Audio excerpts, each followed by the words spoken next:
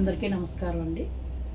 చాలామంది పిల్లలండి గేములు ఆడుతున్నారు.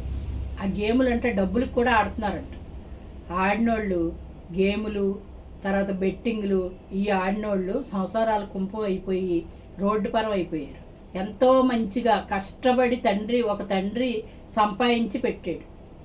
ఇల్లు కట్టి వాకలు కట్టి ఎంతో కష్టపడ్డారు భార్యాభర్తలు ఇద్దరు. నాకు తెలుసు, చాలా కష్టపడ్డారు, సంపాదించారు, రూపాయి కూడబెట్టారు, చక్కటి సంసారం నడుపుకుంటున్నారు.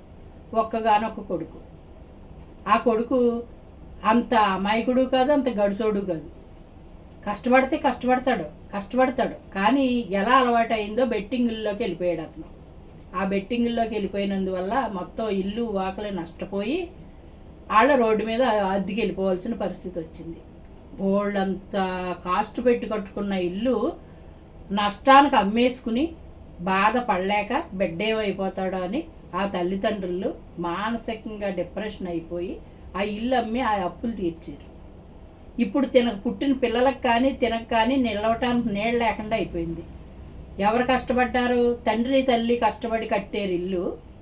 కొడుకు పాడు చేశాడు, పుట్టిన బిడ్డలకే అన్యాయం చేశాడు, అటు తల్లిదండ్రులకి అన్యాయం చేశాడు, కట్టుకున్న భార్యకి అన్యాయం చేశాడు ఒక వ్యసనం వల్ల.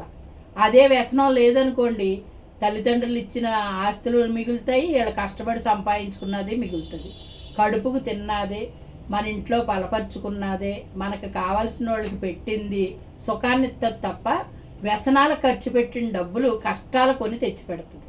ఎవరో కూడా వాటిల్లో వెళ్ళకండి, నష్టపోకండి. ఏమంటారు చెప్పండి?